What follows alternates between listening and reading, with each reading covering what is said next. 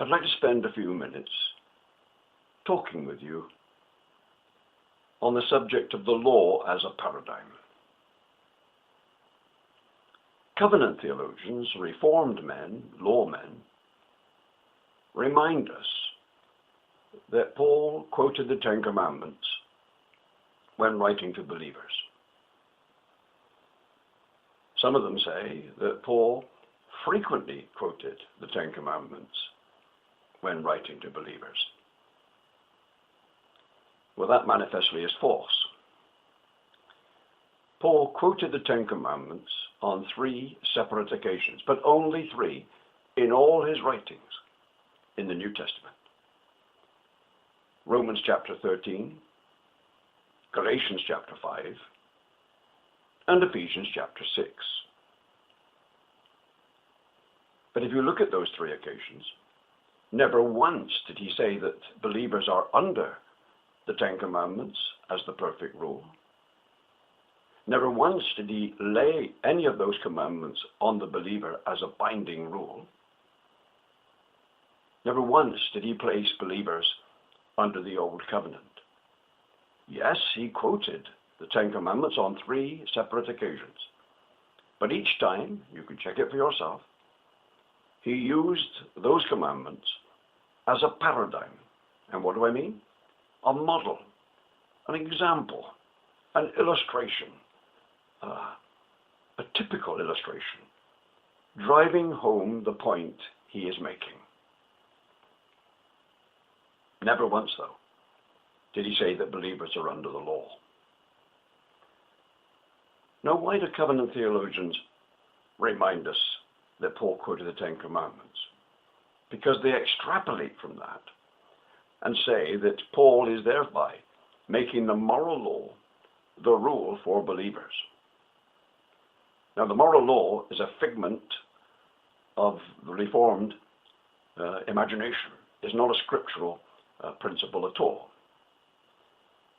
And as I say, Paul is not making the Ten Commandments the binding rule at all. He quotes the Ten Commandments as part of the law. And frequently he turns to the law, the Old Covenant, all the 613 commands. And he's prepared to use any of them, and all of them, if he will, as illustrations and examples, as a paradigm for believers. For example, in 1 Corinthians 5, he refers to the Passover. If you go on through that book, you will find in 1 Corinthians 9, he refers to the muzzling of an ox. In 1 Corinthians 9 and 10, he refers to the old covenant practices of eating the meat offered in sacrifice. In 1 Corinthians 14 and verse 34, he says the law says this when he's speaking about women's submission. If you go into the second letter to the Corinthians, chapter 8, you'll find money comes under this heading too.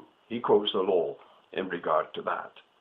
And the same in 2 Corinthians 13, talking about witnesses. The Passover, money, women's submission, sacrifices, and so on and so on. He uses the law, all over the law he quotes, always, though, using it as a paradigm. You see, if the Reformed are right, and when Paul quotes the Ten Commandments on those 3 occasions, and he makes that the perfect rule, then the Passover is the perfect rule, and the muzzling of an ox is the perfect rule, and so on. And it's ludicrous. In none of these cases is the law the perfect rule for the believer. Paul uses the law as a paradigm.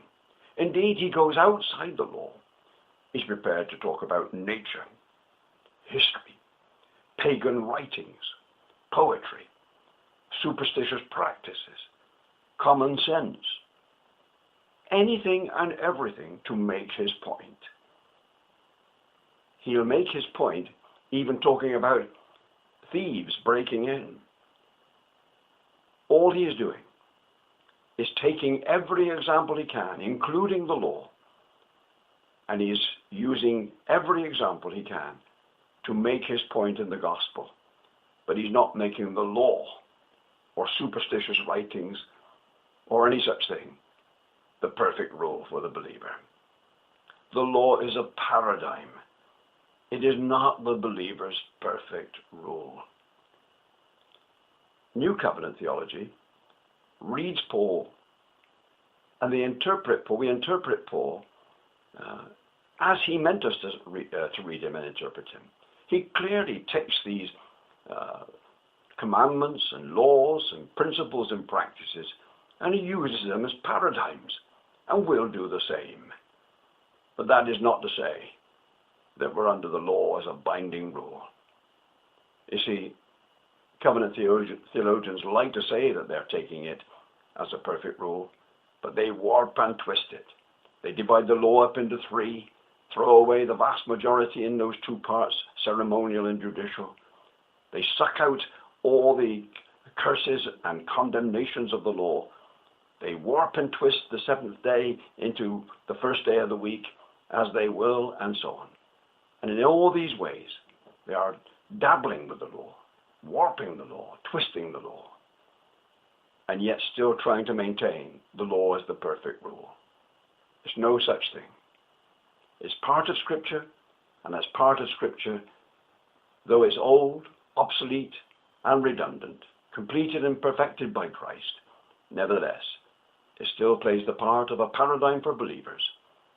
And that's how we read it, and that's how we use it. At least, those of us who are New Covenant men, we take the law, as Paul intended us to take it, as a paradigm, and not our perfect rule.